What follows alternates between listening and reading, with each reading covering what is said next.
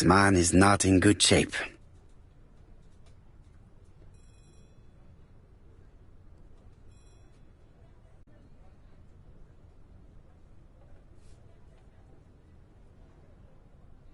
He is worried and very tired, and other police have been hard on him.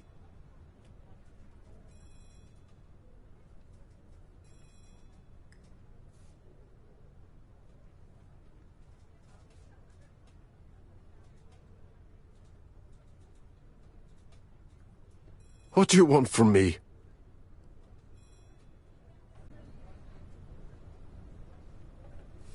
Good day, Mr. Cust. I am Hercule Poirot. Ah, you're the detective.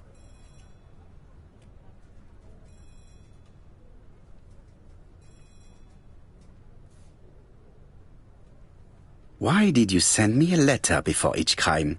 Why all these questions? When are you going to stop pestering me?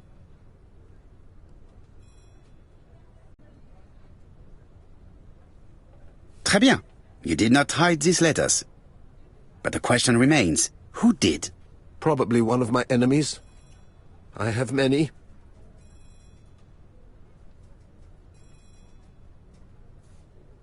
I do not believe that you are capable of murder, Mr. Cust. I hope not. You suffered during the war. It's true. I was wounded. I suffered. But the army was the only place I didn't feel inferior. No questions. Just orders to follow. But ever since you were wounded, you have absences, bouts of amnesia. And headaches. Professor Clark treated you. Yes, a few years ago he really helped me with my burned throat.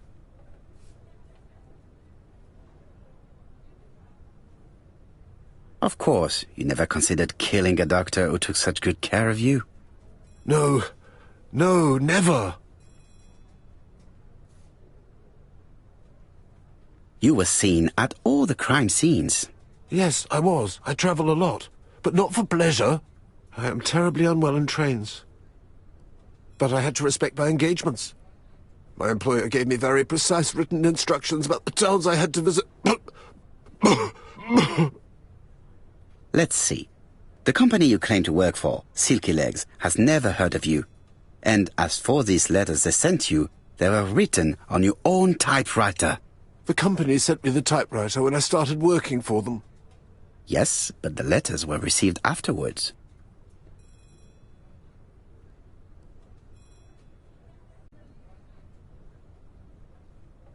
So it would appear that you typed them before sending them to yourself.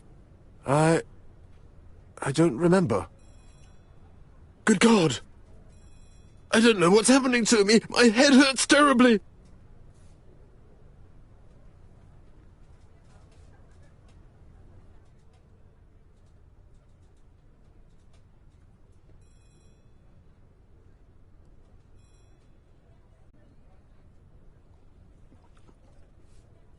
He is in no state to reply.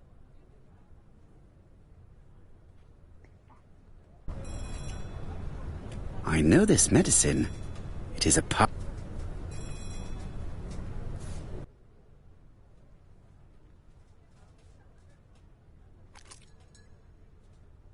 Take this.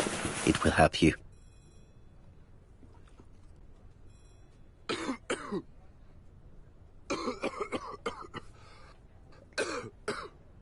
Oh, I think I'll be fine.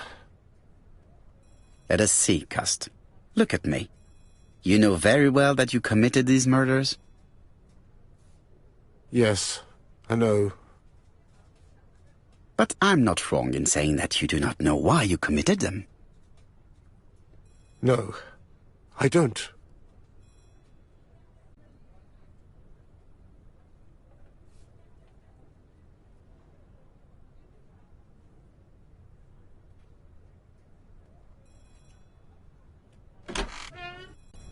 And what conclusions have you drawn? Plenty. It might help us to understand him a little better.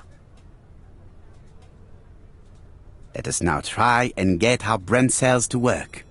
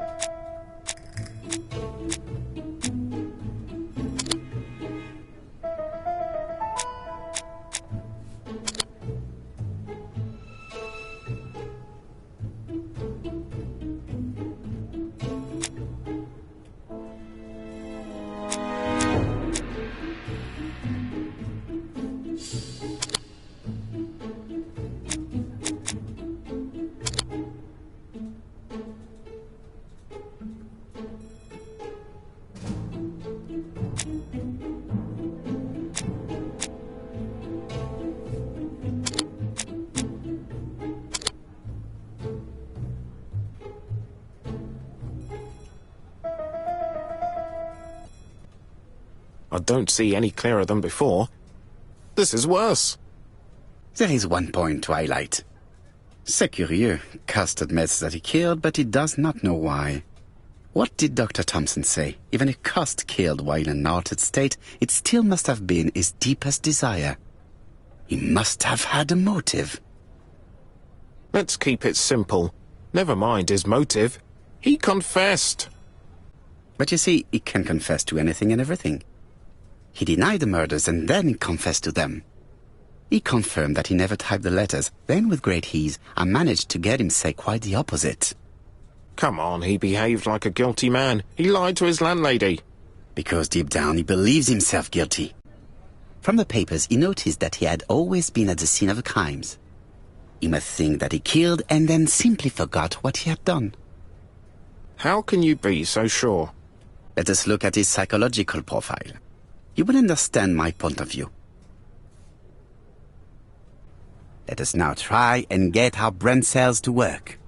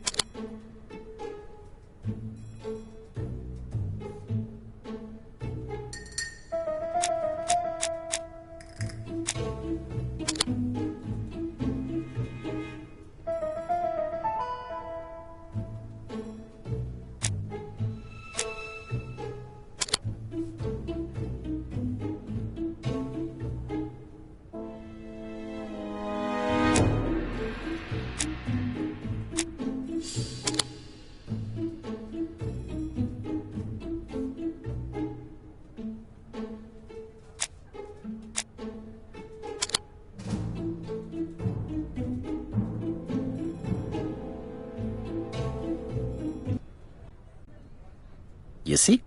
Cust's character is quite the opposite of the murderer's. But if he's a madman, can we really talk about his character? You know very well that our murderer does not behave like a psychopath. Apart from the signature, there is no ritual repetition in the choice of victims. Very well, you're right as always. So we have no confession, no culprit, no suspects, nothing. And all that after 2 months of inquiry? What should I do? Have faith. Just give me 24 hours.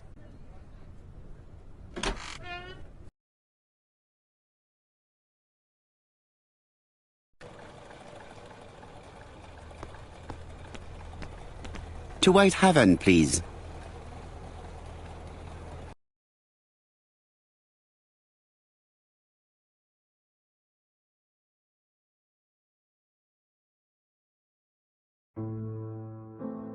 Cust's arrest is a great success for you, Poirot.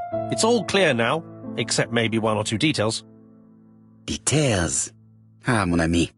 The devil is in the detail, as we say. Excuse me? Patience, Hastings. Everything will be clear once our guests arrive. Best be prepared. Slip a revolver into your pocket before they do. A revolver? But Poirot, What are you afraid of?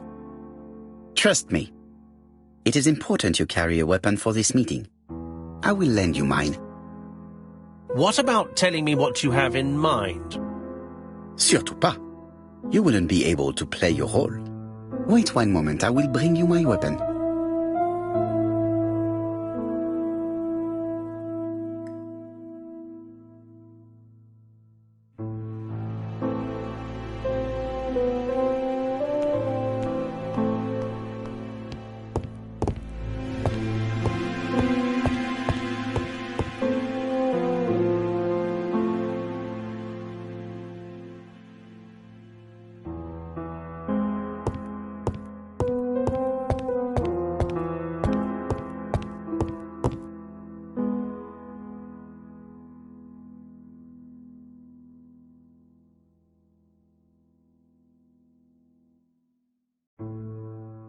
Churston, Devon, population 500 inhabitants. Hourly of trains. London, Churston. Trains of evening. London, 6:45 p.m. Newton about, 11 a.m.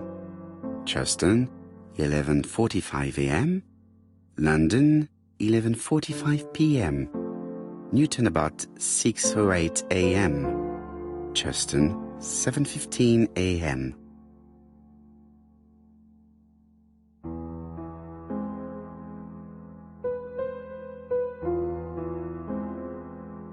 Hastings' photo album. He is very proud of his bag.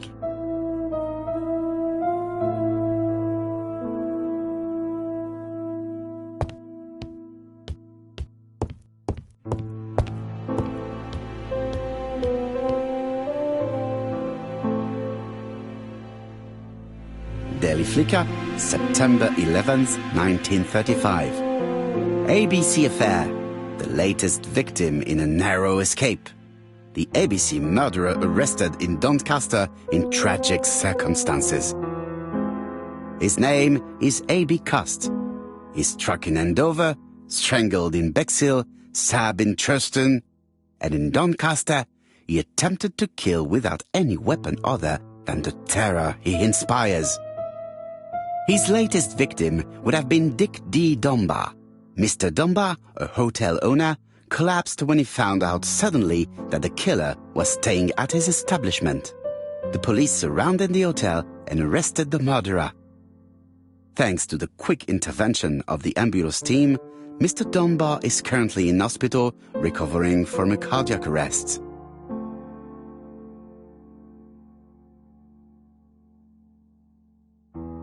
The Lancet, September 11th, 1935. General Medical Journal. The alphabet murderer is not psychotic, according to Professor Thompson. In an early issue, we claimed that the alphabet murderer was not psychotic. Our assertion has just been confirmed by Professor Thompson, a Scotland Yard expert, who has spoken to the prisoner at great length. Not all obsessional killers are psychotic, he explained. It is true that Cost has a disturbed personality and memory disorders. But his amnesia, whether real or pretended, does not alter the fact that he was perfectly lucid at the time of his acts. Therefore, he will not escape punishment.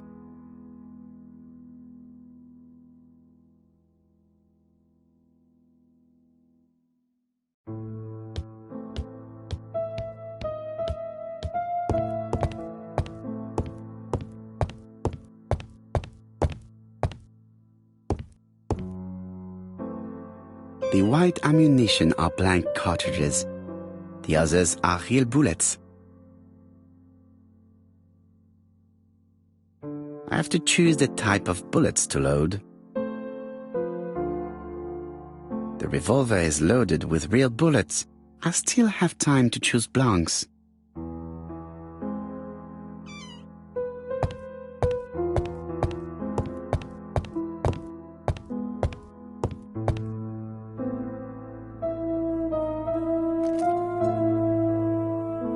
Voila, I entrust you with my weapon. It has hardly been used, it is almost new.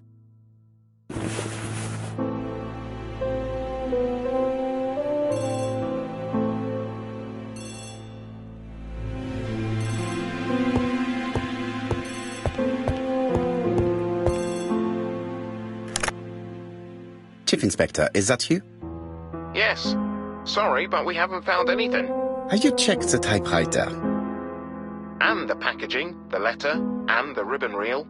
We've only found prints left by Cust and his landlady. Well, never mind, I shall make do. So, are you still going to hold your meeting? Of course, Chief Inspector. I can hear my guest coming up the stairs. Why have you brought us here, Mr. Poirot? Since Cust's arrest, I thought it was all done and dusted. Miss Gray formally identified him, as well as Miss Barnard.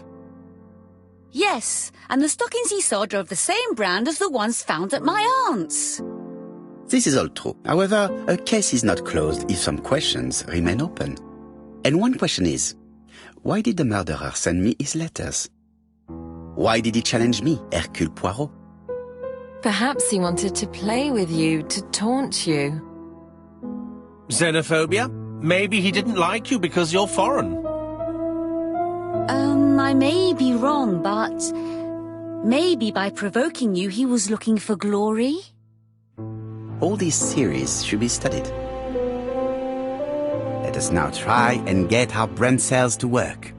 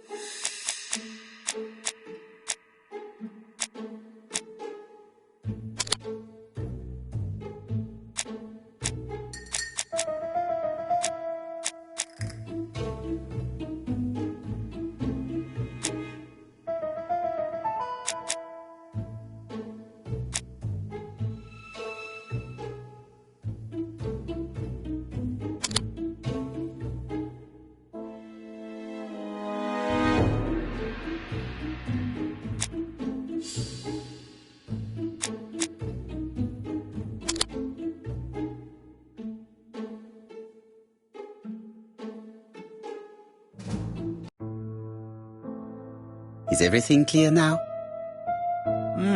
You might like to explain your reasoning again. Of course. First of all, remember that the murderer made it a rule to always post his letter before the murder. He never digressed from that rule. However, in Churston, he encountered a problem.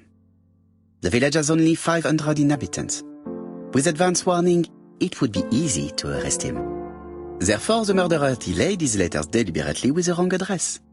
The plan wouldn't have worked if he'd sent it to Scotland Yard or the papers because everybody knows their addresses. The mistake would have been corrected and the letter would have been on time. That is why the murderer chose me as the recipient.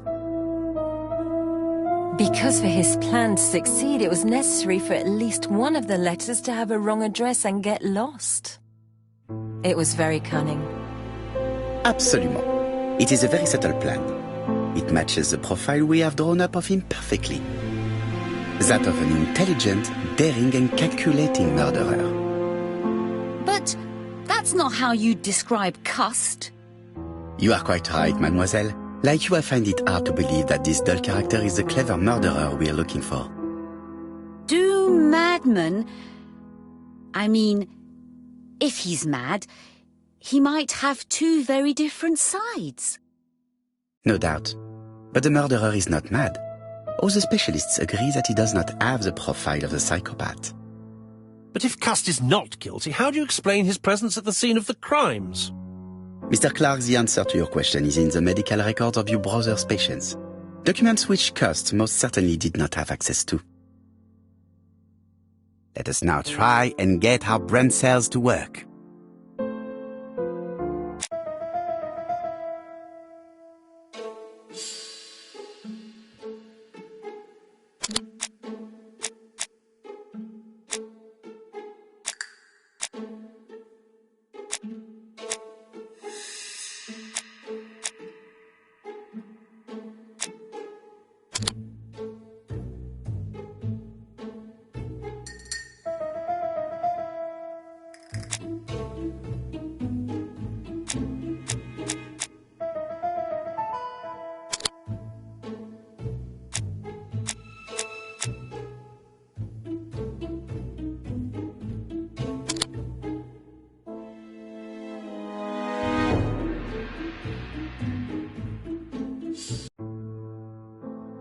Dr. Clark's patient's records provided a very useful list of potential victims, sorted by alphabetical order.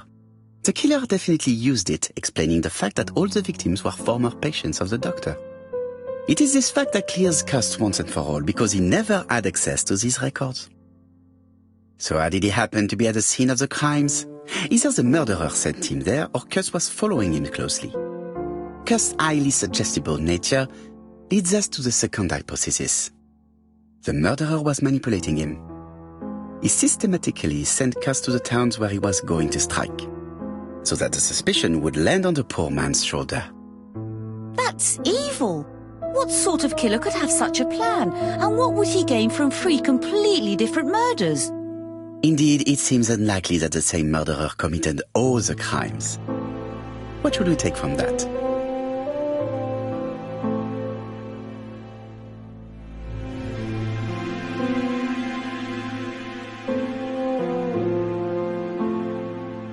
Just one murder was of benefit to the murderer. The others were just diversions.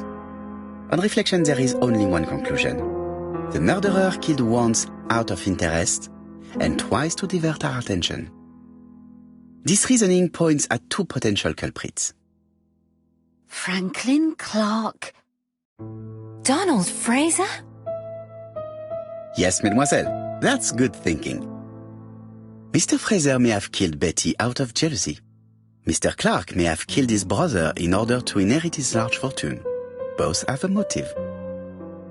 But Donald did not have access to Dr. Clark's records. Please allow me to disagree with you, mademoiselle.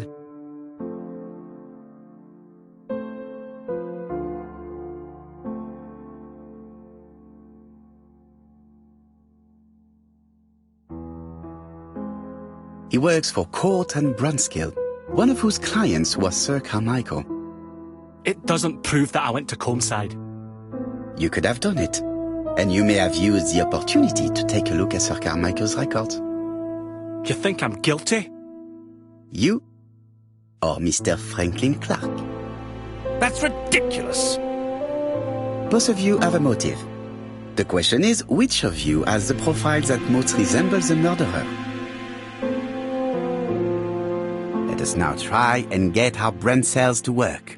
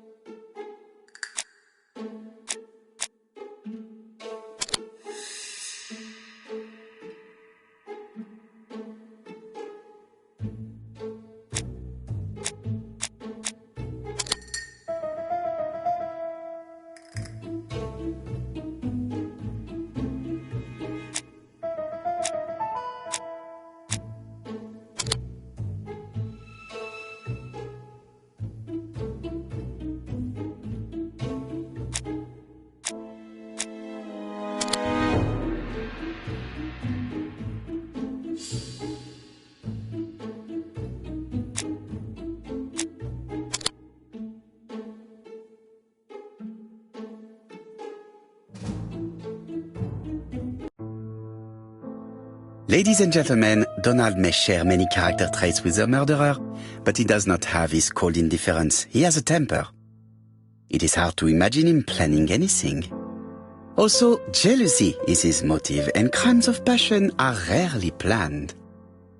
Right, I suppose it's my turn to be subjected to the same scrutiny. Absolument, Mr. Clark. Let us now try and get our brain cells to work.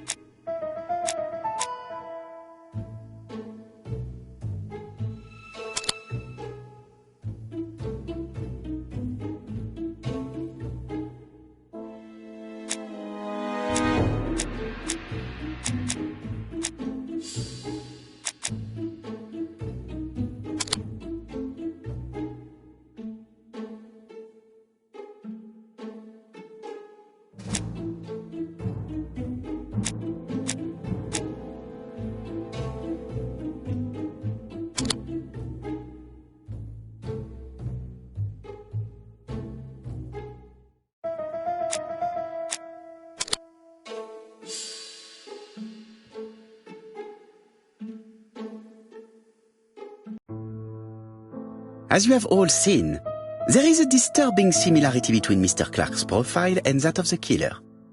In actual fact, it is exactly the same. Mr. Poirot, your psychological studies are interesting, but your conclusions do not add up. Why would I have wished my brother's death? The inheritance is lawfully mine. I just have to wait. No, you had to act quickly.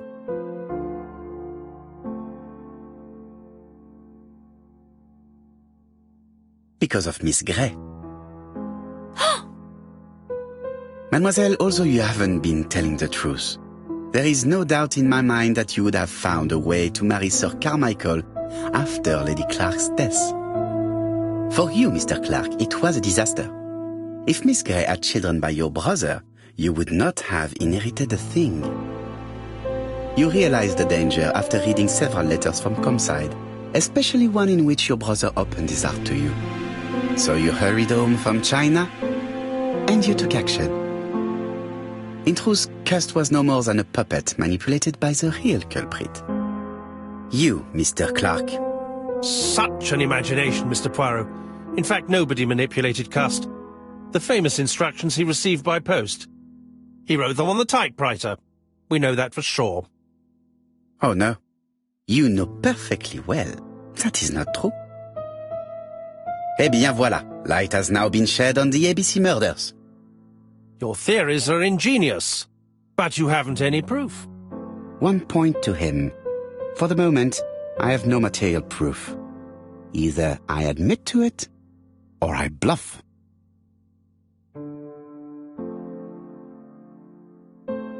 One thing proves it. The prints you left on Cust's typewriter. Enough. Oh, of course you wiped the typewriter before sending it. But not carefully enough. Scotland Yard has found your print along with those of Cust. I understand why you never wanted to lend me your new typewriter, and why you were searching through your brother's things. And the hole you dug on the moors. What did you hide there? The knife you used to kill your brother?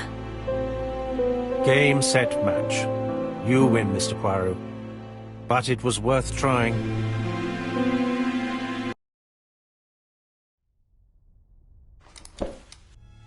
Don't come near me! I'll never let you take me, Mr. Poirot!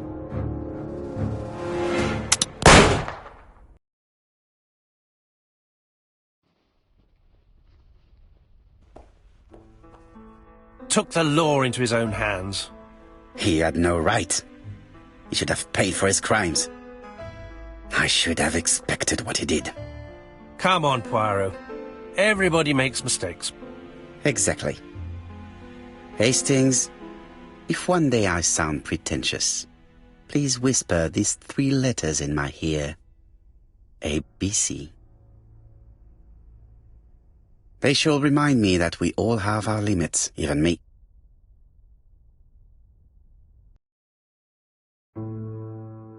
Disappointed at having missed the chance to become Lady Clark, Thora Grey left England.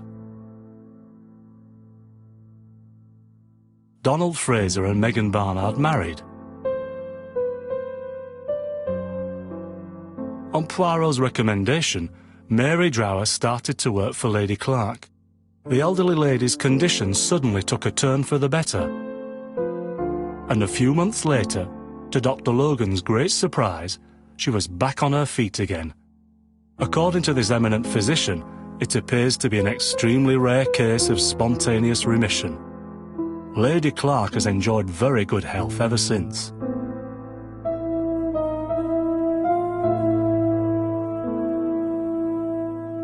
Journal of an Innocent. The incredible story of ABC. As for A.B. Cust, after being advised by Poirot, he made a great deal of money by selling his story to the press. And as for me, and with business booming, the Black Swan has become the #1 tourist attraction in the whole of Yorkshire, even more popular than York Minster.